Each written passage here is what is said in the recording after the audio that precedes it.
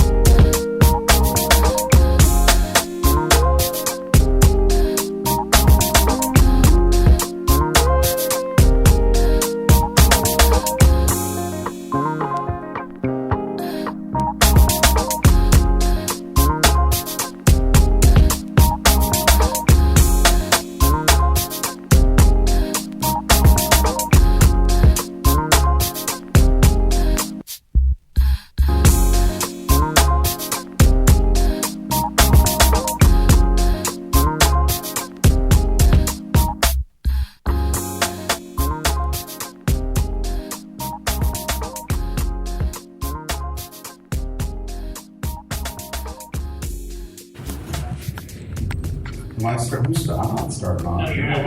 Of course, sir. We were waiting for the picture. Okay. All right. That was great. All right. Okay. Are we ready? Yeah. Let's do this. All right. Hello, this is John Jennings. How you doing? This is Dr. Damian Duffy.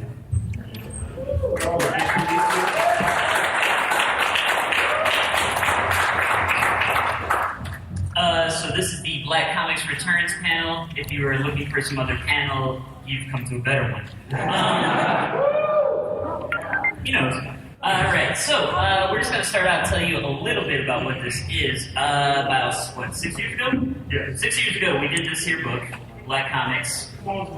Anybody got it? Yeah, there we go. Excellent. Yeah, it's a little out of print now, not our fault. But we decided to try to fix that by making a sequel. Yes. With Yeah, so there's the cover, but actually what's down there, we'll introduce it to like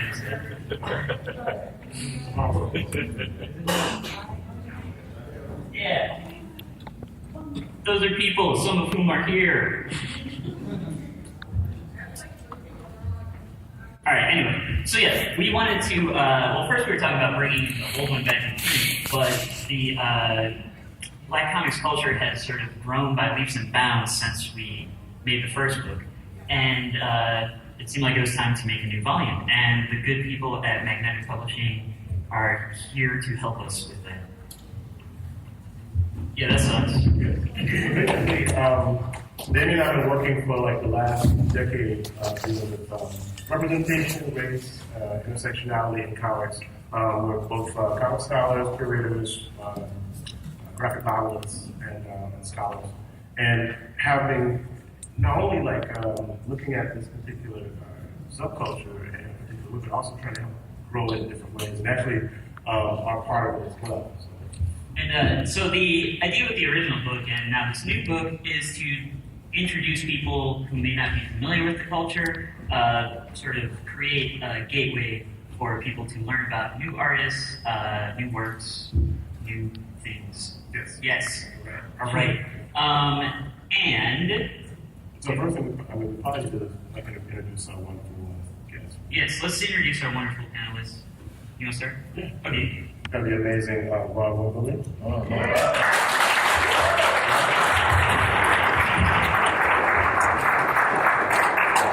AKA Crack Kirby, AKA Hoodie Guthrie, AKA Dab Dalloway. I didn't know. Oh, D5. So many things. All right. And next around we have the talented, the amazing Ashley Woods.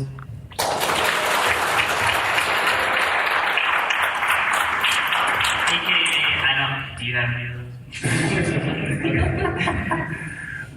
The inscrutable, amazing Jeremy Love. I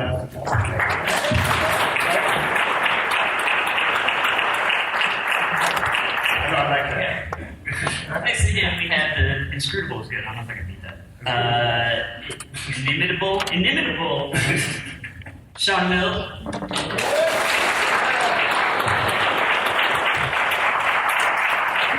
And last but not least, Mr. David Walker.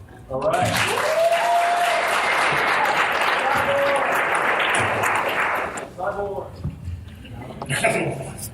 He wrote that. He's not actually. Are you listening?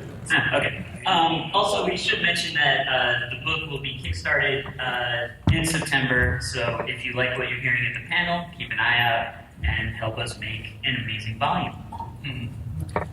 All right. So I think we just want to start with everyone maybe telling a little bit about yourselves, what you're working on right now, what you have coming up, what you want these good people to know about. And we'll start with on the end. You want to go the other way? Oh wow, that's deep. All right. So then David Walker down there, he has many things he does. Tell us about some. Let's see. Well, I'm currently writing.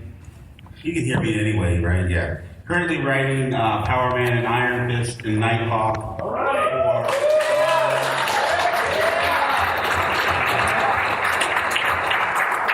Later this year, Occupy Avengers, also for Marvel. September, we'll see the release of. Are you ready for this one? This one I can't believe I'm saying it out loud. Tarzan on the Planet of the Apes. Can't wait. And I'll tell you the truth, because we're all like, yo, somebody's got to do something about Tarzan. Somebody's got to. You can't. There's just like no fixing it. There's no fixing Tarzan. The only way you can do is put him on Planet of the Apes. And then Tim Fielder, I'm working with Tim Fielder on a project called Prison City that does not have a publisher yet, but he announced it a couple days ago because that's Tim Fielder. You know how Tim is. Tim's like, has anyone met him? Like, he is the greatest of all time. So He's very exciting. We're looking for a publisher for that one. So that's all I got going right now, right? That's all I got going. Okay. That's enough. Oh, and yeah, I wrote Shop for Dynamite, but that's it's done for now. Yeah, there'll be another series or something. Awesome. All right. My name is Shauna Mills.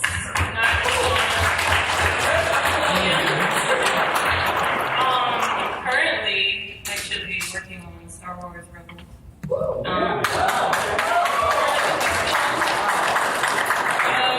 So that's a one thing. But let's see other things.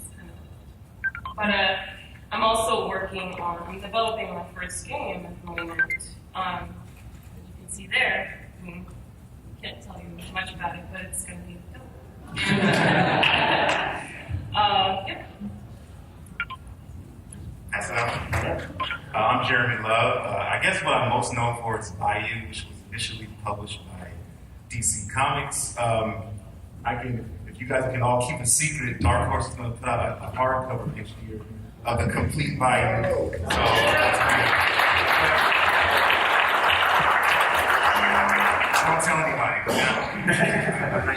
And Nobody can hear you. It's fine. I'm currently working on a series which I call Dracula meets Othello. It's called The Black Lotus, and it'll be out in February from Dark Horse 2. So, and I'm writing and drawing kind of.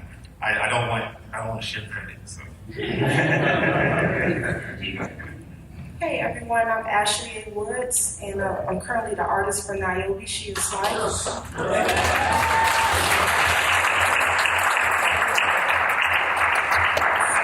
Right now, we're currently working on the 4th issue, and so that'll be available at the end of the summer. And then after that, I'll be working on Vampire Hunter D, doing some cover work.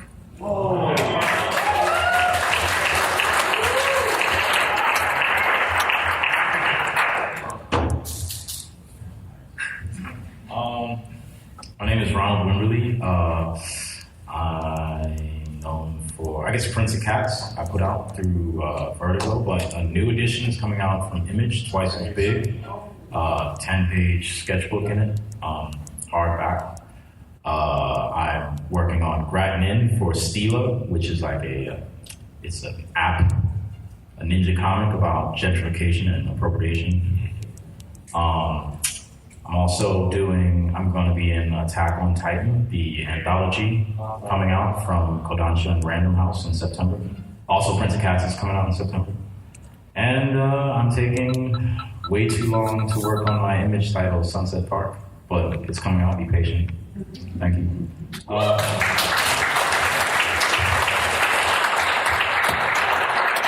And if you go to SPX, I have an exclusive, a little goodie that I'm working on putting out. So. Yeah. All right. Oh, wait. Also, if you go to CXC, I'm the resident there, the Thurber resident. Yes. So I'll have an exhibition from September to February. Just like a whole retrospective. If you're in Ohio, check that out. It's the Ohio Museum, Columbus Museum of Art. Yeah. People know CXC, Comics Crossroads. It's a convention festival thing at Ohio State. Yes. The Ohio State, you're supposed to say. Okay, so we're going to start with a quote that Ron sent me, and I don't remember who wrote it. Okay, he'll tell us in a second, but I'll read it right now. The critic says, while Basquiat envisioned commodification as a way out of the racialized body to the extent that it socially valorized him, the requirements of steady output undermined his independence in relationship to painting, making the artist fatally aware of his shameful status as a racialized subject, even under privileged conditions. So, to start with, if everyone or anyone would like to address this topic, it's probably on Ron, since he came up with the quote. Wow, we just made deep cuts. Good. We don't have that much time. Okay. We got to start. But we were talking before. You were talking about the sort of tension in between, and forgive me if I put it the wrong way, but like using identity in art as a means of empowerment. But once you commodify it, it sort of takes away that empowerment, and there's this tension between that. Well, I mean, I think you get the benefits of it's a weird way. You know, there's a book that just came out. I haven't even read yet, but I was watching the author talk about it. It's like Invisible Man Got the Whole World Watching. What's the name of the author? You guys know? Invisible Man Got the Whole World Watching. You guys heard of that book? Anyway, but it talks about invisibility and hypervisibility, and kind of like so how a lot of the victims of police shootings they're invisible until they're you know they're shot, and then at a certain point they become hypervisible. Their entire life is put out there, and you know I wouldn't compare. I would say there's something similar that happens. You know, it's different, but something similar in the sense that when you look to gain a space in comics, if you're a Black creator, and you use, in a way, your value for your Blackness, but it's a catch-22 because when you commodify it, it's I don't even know how to explain how that value gets tainted, or it's confusing. And then you may end up playing to the performance of Blackness to sell that commodity, right? And then there are people who perform a certain type of Blackness because it's a more valuable commodity versus like, you know, like maybe a more nuanced or organic type of identity that someone has. Like I remember a while ago, I was pitching actually the book that's coming out from Image. I pitched to an editor at Dark Horse, and this was many years ago. I hadn't even done Sentences yet, which is my first graphic novel. And this gentleman was like, this person was like, you know, we really want to do something in horror, maybe, you know, with the Black experience or whatever. So this is the commodity I have. Yeah. Michael Denzel Smith, yeah. So, you know, check it out. I mean, I haven't read it yet, but that's who wrote the Invisible Man Got the Whole World Watching. Yo, but like, I'm very interested in it. Put it on the list. But so, and I gave him the pitch that I gave to Image for Sunset Park, and then when I finished, it's like, oh well, you know, I don't remember exactly what he said, but he essentially said to me, I was thinking something more like, you know, Wu-Tang meets like, you know, werewolves or something. You know what I mean? Like something, the spectacle of Black identity that he was used to, you know, that he knew how to package and box and sell, right? A spectacle that white audiences could consume, you know? And like, that's difficult. And in that quote, but they're talking about Basquiat, and that seemed like an issue that he had to deal with. Like at one point, it was very valuable for him to be the art brute, you know, like the, you know, idiot savant Black artist. But at the same time, like that's obviously not who he was, you know? Right. So his survival and his destruction were kind of caught up in the performance of his identity. Right.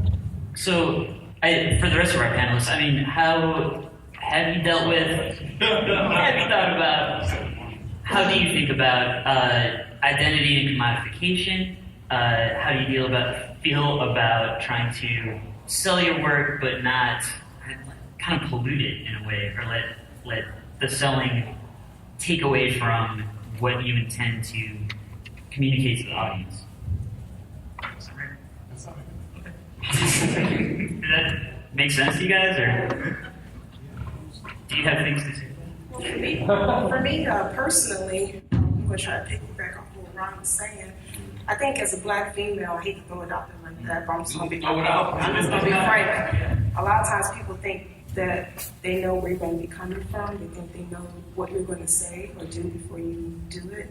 And a lot of times when people will see my work in the past, they will think I'm a white man. And there is an artist named Ashley Wood. And he did, yeah, he's also from Australia. And he's Medicare for some of his work. But even if they didn't know about that person, you know, just seeing my work, they wouldn't expect that from a Black female. And I used to think that, well, I still think it's unfair. As far as doing some type of dance to live up to expectations, I'm at the point now, I'm like, you know, damn if you do that, if you don't, you know, if you rock with it, cool. If you don't, I'll be cool. It is what it is. Yeah. Sometimes I like, get tired of asking that question because it just seems like the very act of being a Black creator is automatically political. And I just wish sometimes that I didn't have the burden of every choice that or every artistic choice that I make being scrutinized on a political level. Sometimes they're just strictly creative choices. But on the other hand, as I was writing the new book I'm working on, the horror book, when I actually read it, I saw it was basically a very graphic revenge fantasy against colonialism, imperialism, racism. And I was like, whoa, this is, and it was automatically political. So on one hand, I'm like, don't put that on me. And then on the other hand, everything I write, automatically I start seeing stuff. I start seeing political shit. And I'm like, what the, one thing I do not worry about is making it into a commodity because it's work. This is commercial art. Comic books are commercial art for the most part, and everything that we do, when you have deadlines, when you have a publisher, that's commercial art, and I gotta pay bills. But so I don't think we should be guilty for using it as a commodity. And while it was empowering to me to write these stories, I think once we sell it, we can turn that empowerment over to the audience.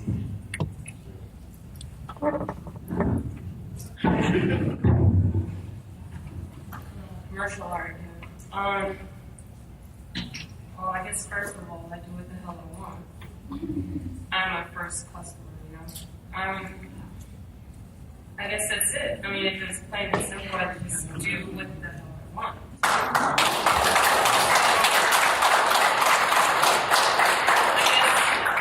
It sounds pretty big saying it, but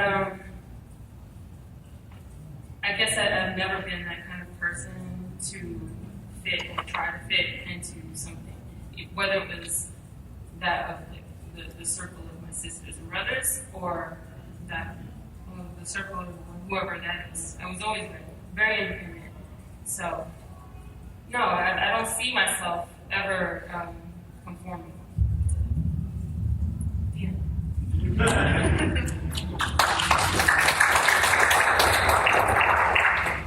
Basically what everybody else just said, throwing in a little extra ladies and gentlemen.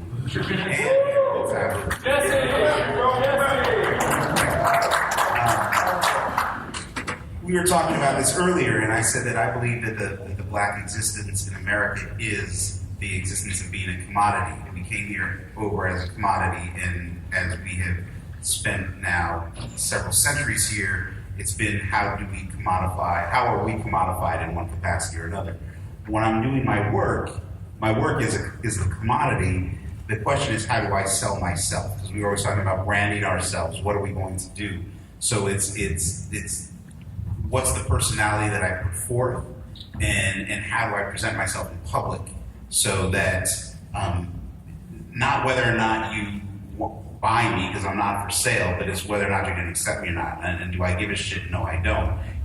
Walking through with my Black Lives Matter sticker on and seeing people react to that like, well, if you want to say something, say something. But there's some swords over here, so I'll challenge your ass to a duel and chop your ass up, right? If anybody wants to do that, that would make that'd be cool. Maybe not late.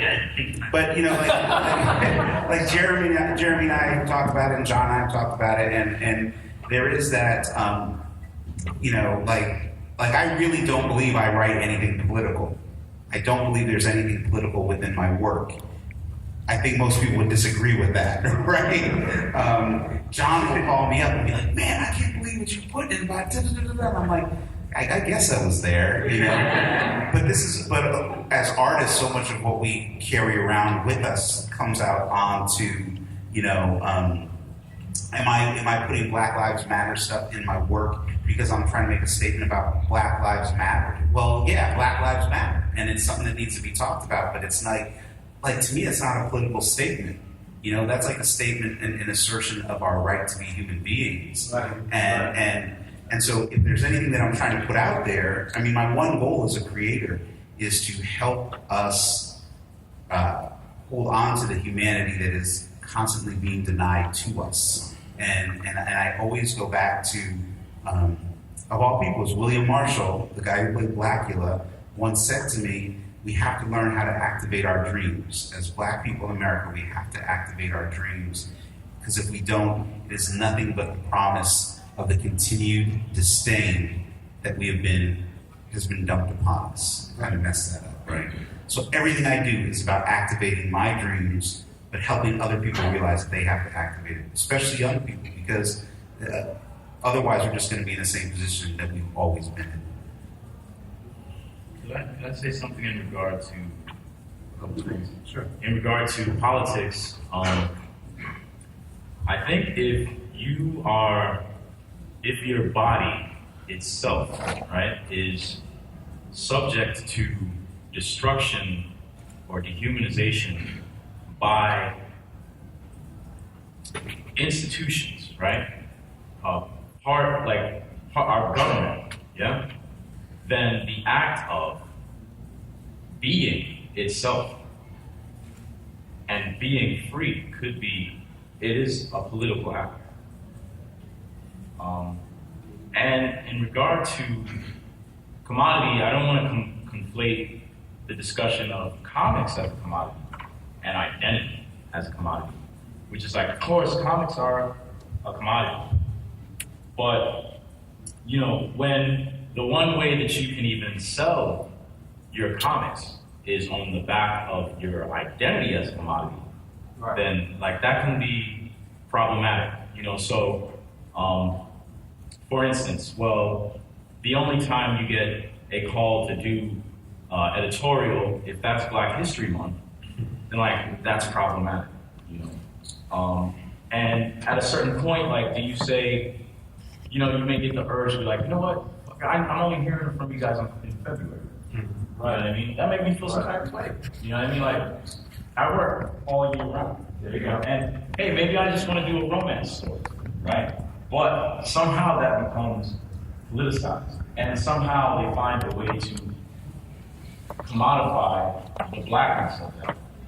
So this is what I mean more than just even the act of selling or being yourself, Just to clarify, because you didn't say yeah. This is so much deeper than I was expecting. Yeah. What do we think about the Iron Man girl with Check this out. So I was thinking about this term, speaking of commodities, right? This idea of diversity has been bandied about a lot recently because, for various reasons. I guess diversity sells too, and everything's a commodity in late capitalism, right? But how do you guys feel about someone actually how diversity is being kind of formulated in mainstream comics, and how do you think that this kind of Black independent comics kind of movement is dealing with some of those issues? I just feel like everyone wants to see something new and fresh. We've been seeing, no offense to white people, we've been seeing the same type of sensibility, thank you. The same types of sensibilities in movies, all types of entertainment. So everyone wants something fresh and different. And different audiences want to be represented. They want to see themselves. I'm a part of that, and that's why I do what I do today. Because I grew up, watching certain movies and engaging in video games, comics, what have you. And what's happening now, this whole shift in thinking, and I guess this awakening that people are having these new perspectives on race relations. Personally, I wish all of this wasn't happening. I just wish everything was simple. But that's not the world we live in. It's affecting, I don't want to say too much, but it's affecting the inside, regarding who gets what type of job. Right. Certain people who will get first pick with jobs, that's no longer the case. A lot of things are changing. How they feel about that, they're not too happy about it, but at the same time, the door is opening for other artists such as ourselves, So it's bittersweet, depending on what side of the whole situation you stand on. Personally, I'm happy because if this shift wasn't happening, I wouldn't be up here now talking to you guys, So I just wish everyone does. And I think that the good thing is the audience, the companies are responding to the readers' demands. It's not going to just fly just to have a few black superheroes or a few like Latino superheroes. That's not just going to fly anymore. Now everyone's looking at, okay, who's drawing it, who's writing it, who's doing it. You know, you need people behind the scenes and in front. And I just hope that, you know, we get from a black female Iron Man to more things like Prince of Cats and things like this. Things that are truly original, not like the black version of 60-year-old. But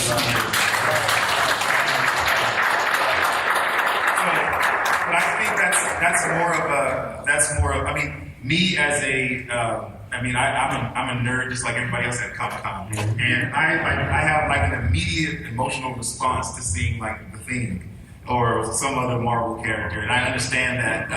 But you know, once we get past that, and once that becomes normal, I just look forward to the day where a black female Iron Man comes on the scene and there's no like editorials about it. It just happens. And then I'm like, okay, we dealt with that. I'm just like encouraged. I just like to say I'm encouraged by what's going on now because, you know, you got like what Dave's doing on Power Man Iron Fist, you got like Prince of Cats, you got like, you know, it's so, you have no excuse not to support minority creating. There's no excuse because whatever you like, somebody is creating something at a high level that will satisfy that. And everyone on the stage and a lot of people we talk to, we're not putting out bullshit. I mean, this stuff is it's comparable and it's good. And I think that is empowering in itself because we're kind of owning we're kind of owning our creations. But I'm just waiting for that day to where, especially the audience that reads comic books are more open to news stories or things that aren't like a continuing series or, you know, something that is a one-off. But it's getting there. I just got doing that. I have done some bullshit, so.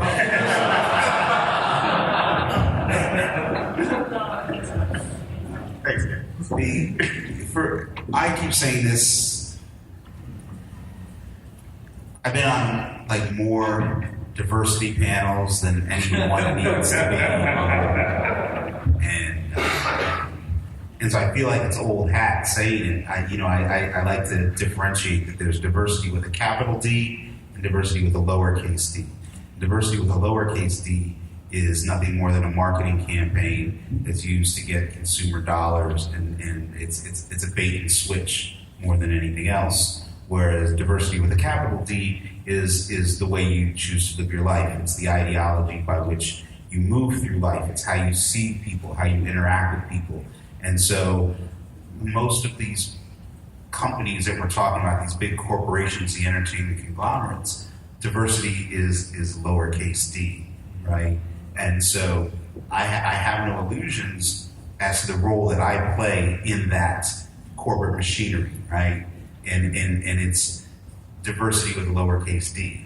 But that doesn't mean that I can't bring my perception of diversity into the work and try to sneak it in when I can. Sometimes it gets past editorial, sometimes it gets stopped. But it's really about putting forth a vision of the world that not necessarily that I live in, but that as I'd like to see it be a little bit more of, because that's I think part of what we're doing is we're trying to create mythologies, places to escape, you know, like it's I want to see more black movies, but I don't necessarily want to see another version of 12 Years a Slave, right? Because I've seen that. I want to see something that leaves me feeling happy and uplifted. You know what I'm saying?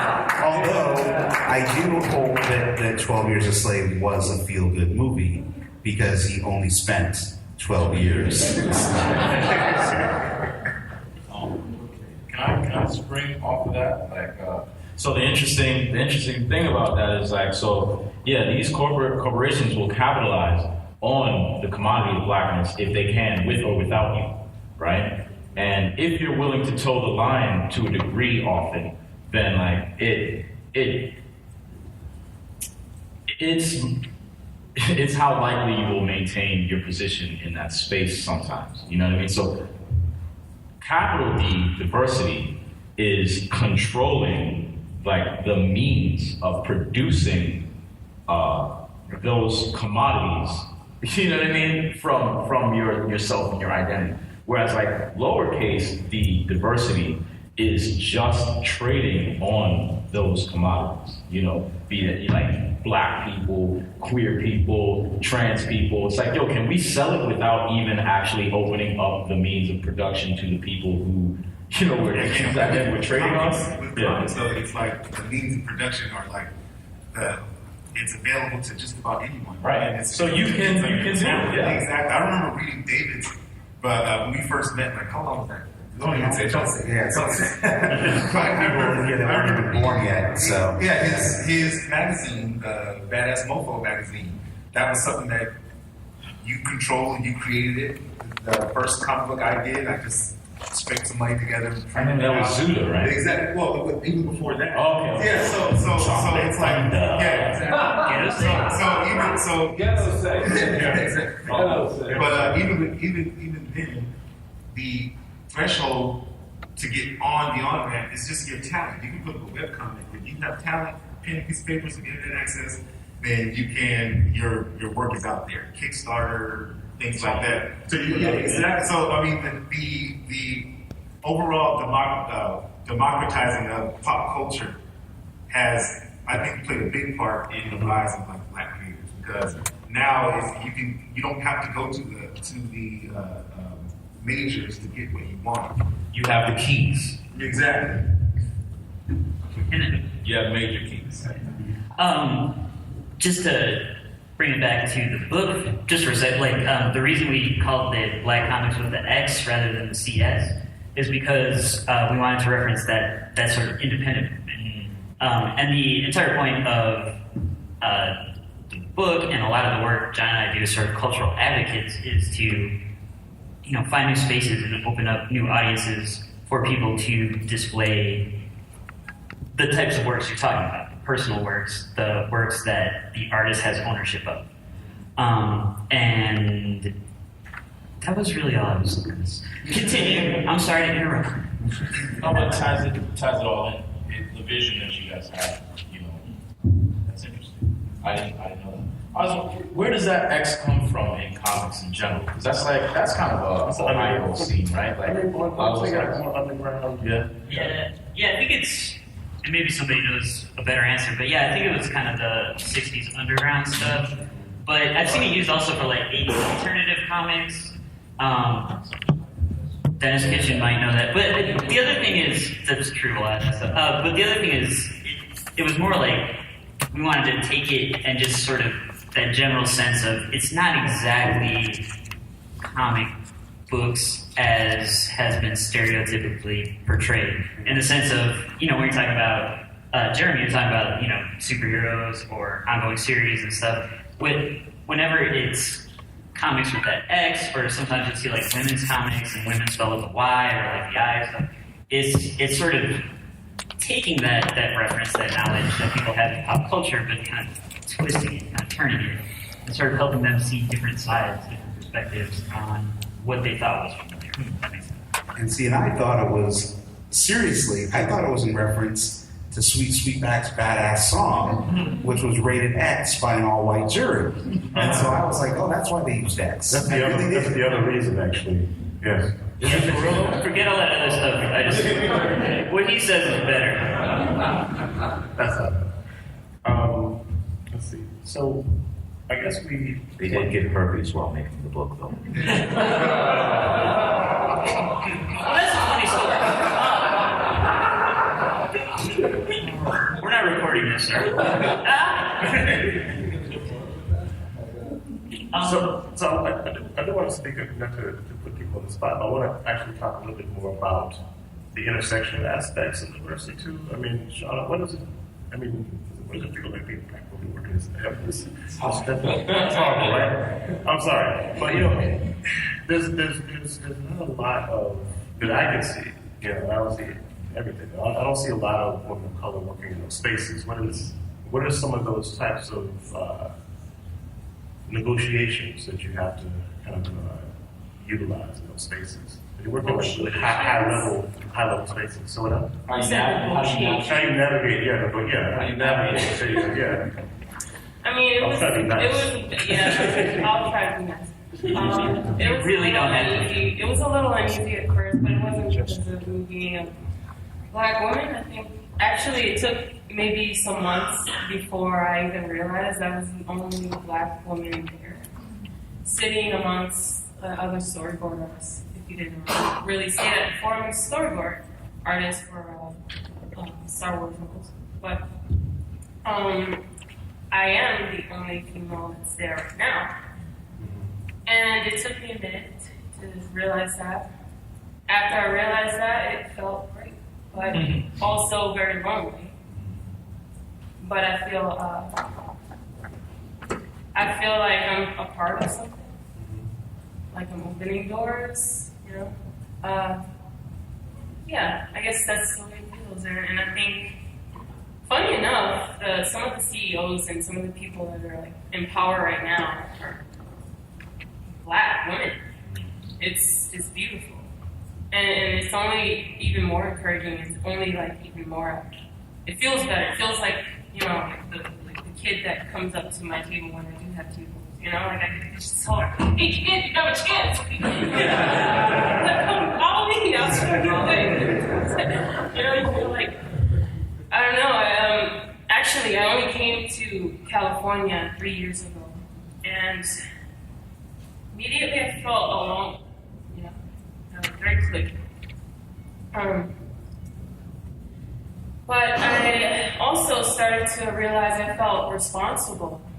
Yeah, I say I don't crap, but you know, I just do what I want. But I guess I started to realize what I wanted to do was not just entertain myself, but I guess, yeah, encourage little dorks that, you know, follow me. I like little dorks. I want to be kind of, I guess, their step to something big too. But yeah, I feel responsible. That's it. Ashley, do you want to follow up? Yeah, I feel like a lot of the conversations that happen behind the scenes weren't really geared towards female employees in entertainment. I only have one story, but basically like 2-3 weeks ago I was working on a comic, and I spent 2 weeks negotiating like these designs for this character for the upcoming comic. And there was another person involved, which I didn't know about until we received feedback on the designs.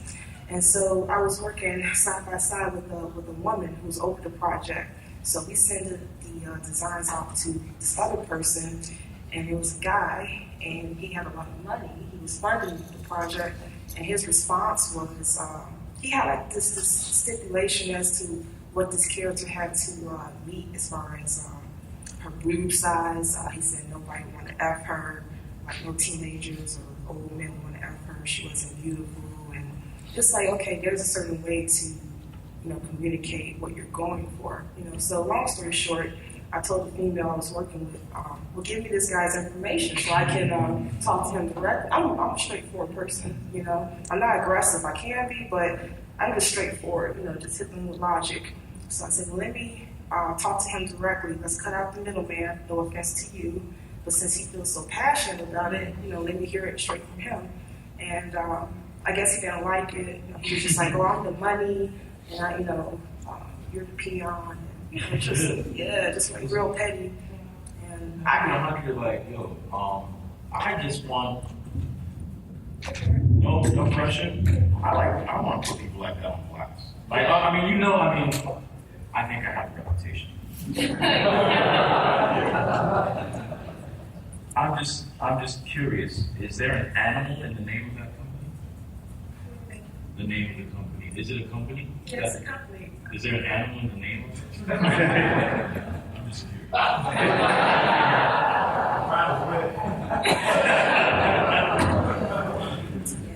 I mean, how did I feel about it? How did I feel about it personally? I didn't care, because at this point, people are people, and it's all types of just bad shit going around, you know. So you just roll with the punches and you do what you gotta do, you know, tunnel vision, blinders.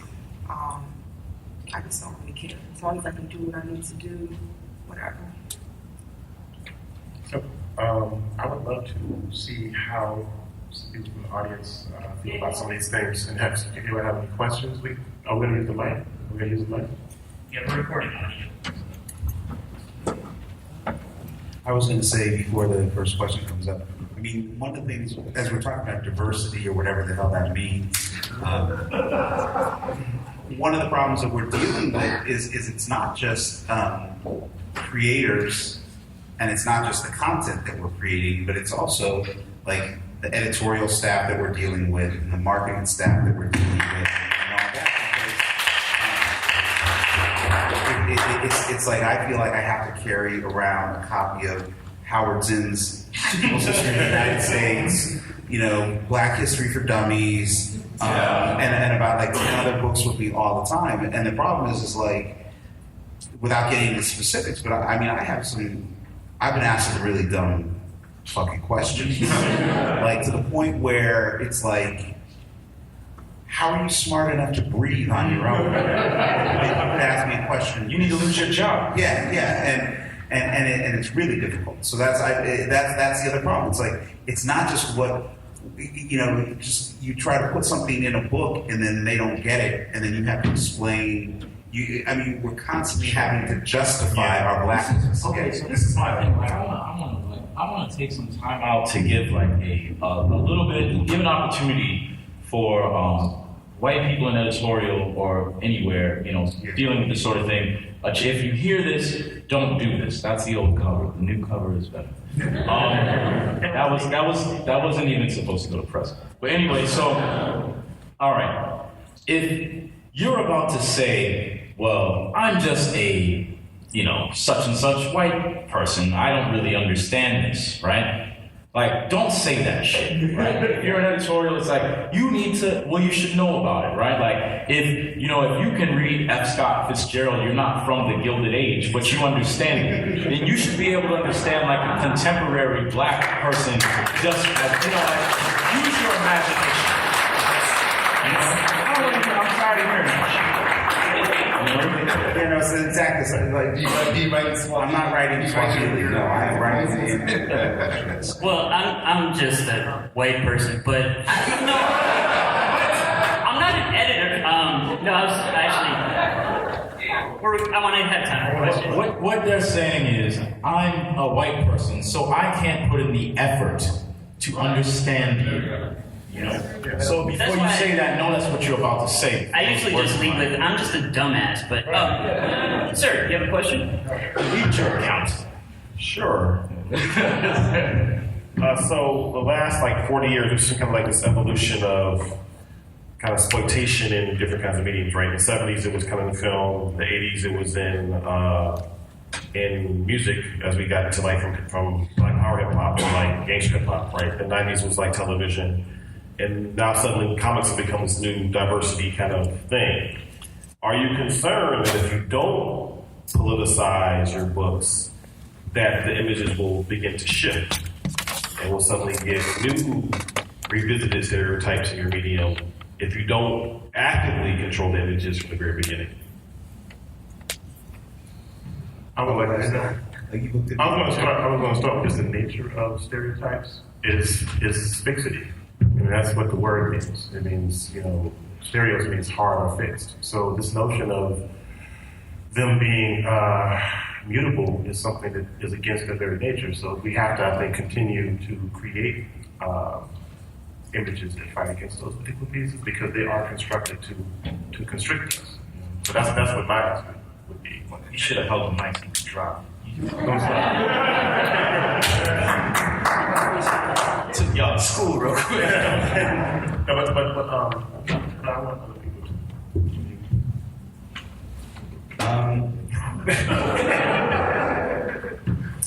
It's difficult, because it's when you're working in corporate comics, right?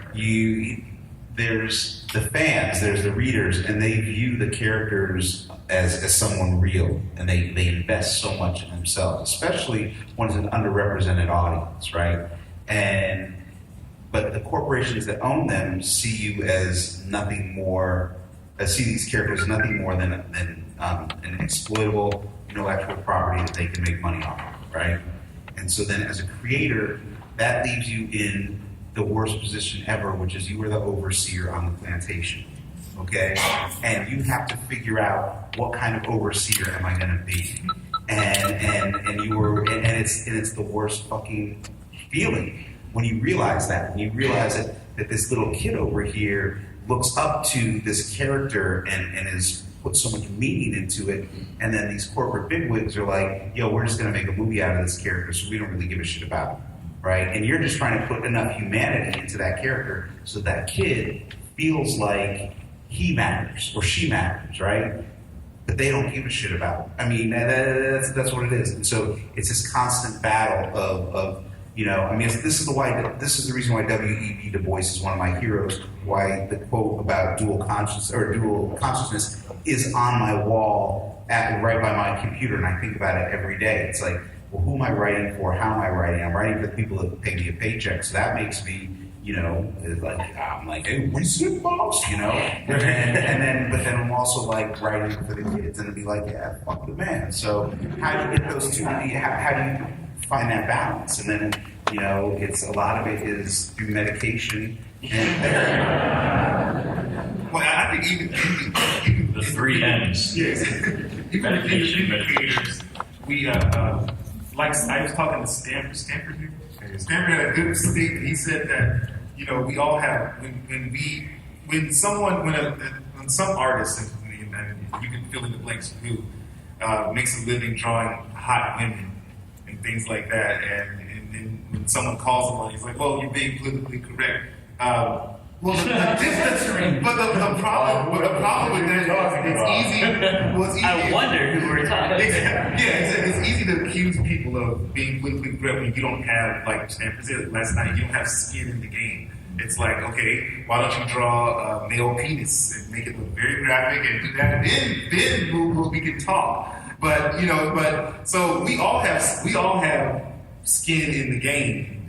So when we do something that's exploitative, or when we do something that, and I know myself, I do things that I want to intentionally make people uncomfortable, especially with this horror book, because the point is not to feel good. It's horror. It's true horror. But and then a part of me is just wants to be a jerk. But I don't think that the audience and we are treading on dangerous ground. We think we always have to feel good, or we always have to agree with every creative decision. Some of the movies that I really love, I find really problematic, but I still can watch them on a certain level. So on one hand, I think Black creators and creators of any color who are working within their own space, I know that this might be bad, but I kind of give them a pass because they have skin in the game. It's not like they are exploiting someone else's pain, struggles, and things like that. So I give Black creators a pass. I would love to get to another question.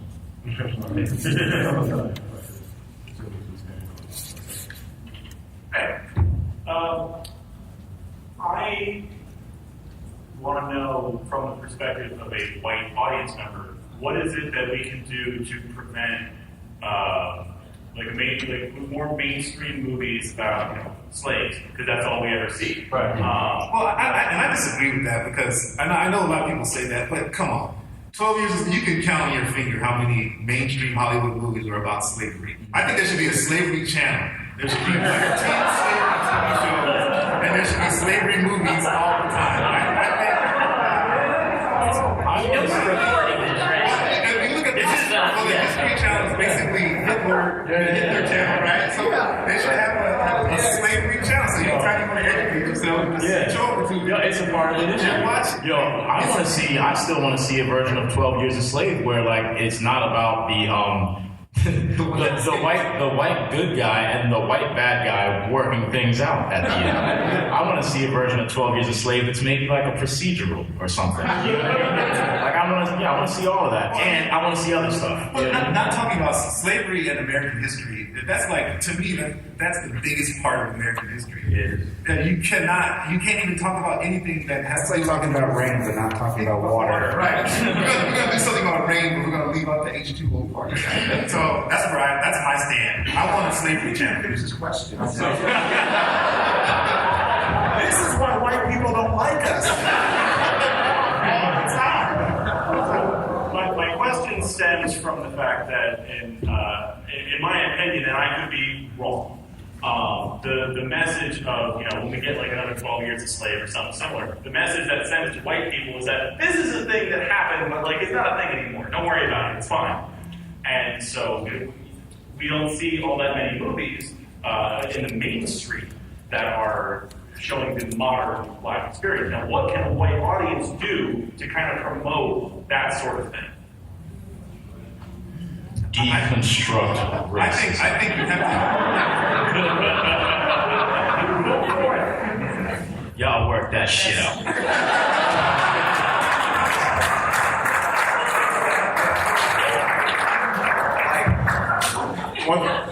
You did create the mess. Yeah. Well,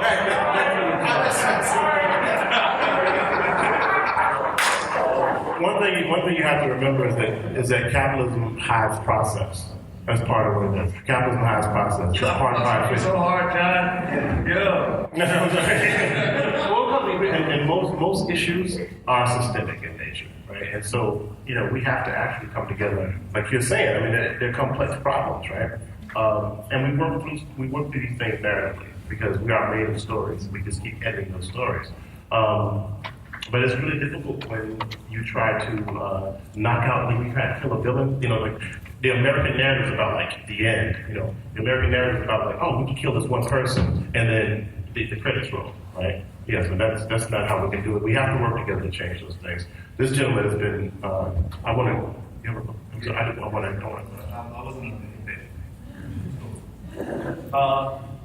There's two. Okay, I'll go. There's a lot of things going on, but I'll go with this one. One of the biggest challenges I know about our people is that our identity and what we can do is go through a filter of what white people think about us or how they have treated us. We really don't. Possibly before we were moved over as slaves and we were, in Africa, we had our own land. It was us. Our origin of thinking about our identity was us. We're here. We're handicapped by whatever we do. There's something in our head that always goes, how is it valued by them? By the way, white people get no difficulty. That's not it. Speak for It's yourself. just me. It's a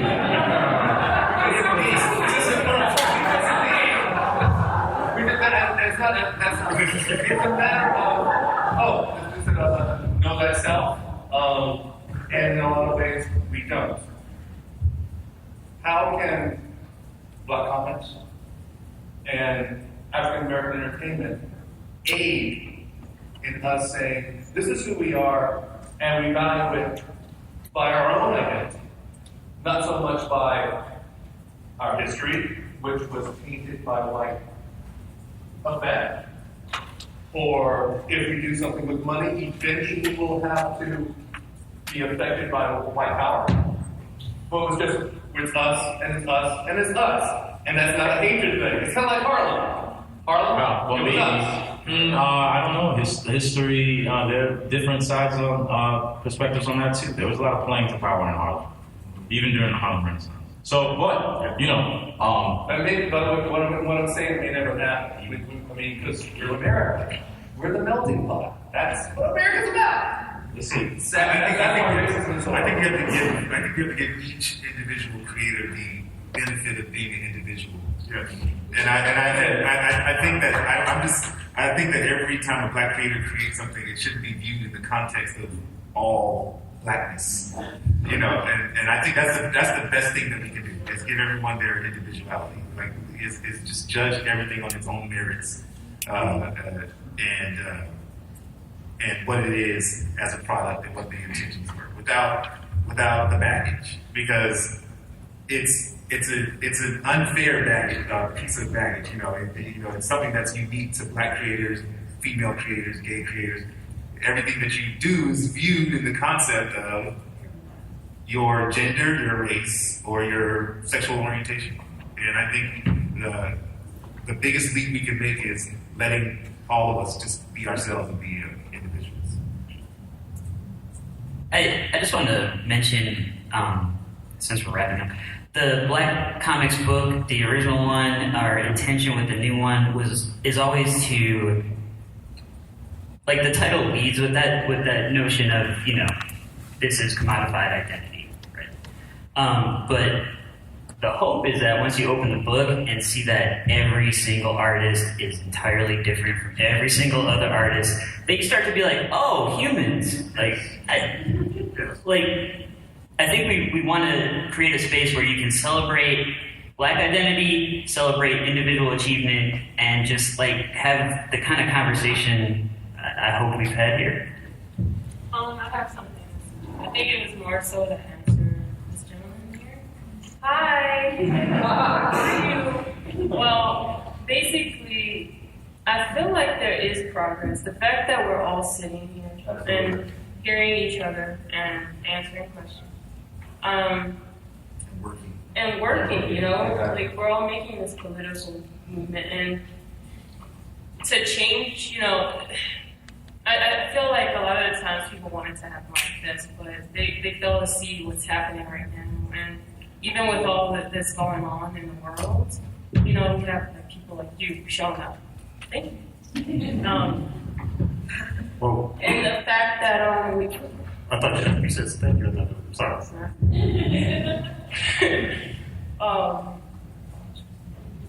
To create just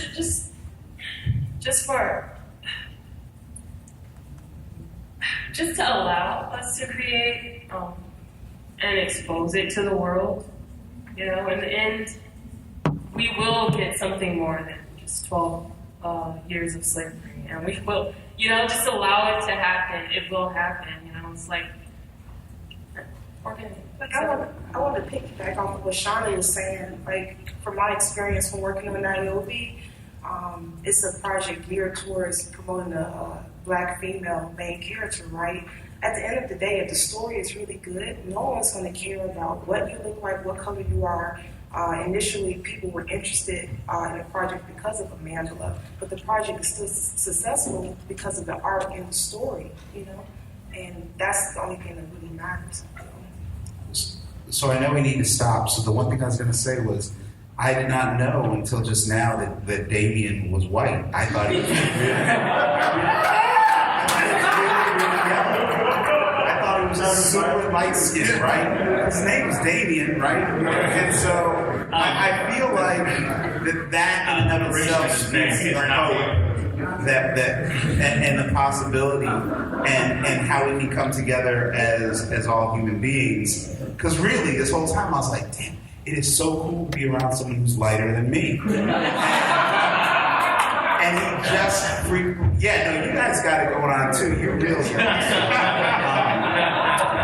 like seriously, straight up. So you welcome to the family. Facial hair on that.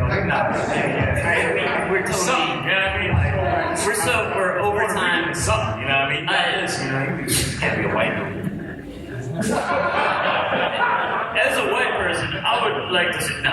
So we're out of time. Thank you so much to Magnetic Press for having us. Thank you to everyone here for coming out. Thank you to our amazing panelists. If you enjoyed this conversation, we are kickstarting this book in September. Help us make it a success. Help more voices get out there. Go Comic-Con. Go Magnetic. Yay.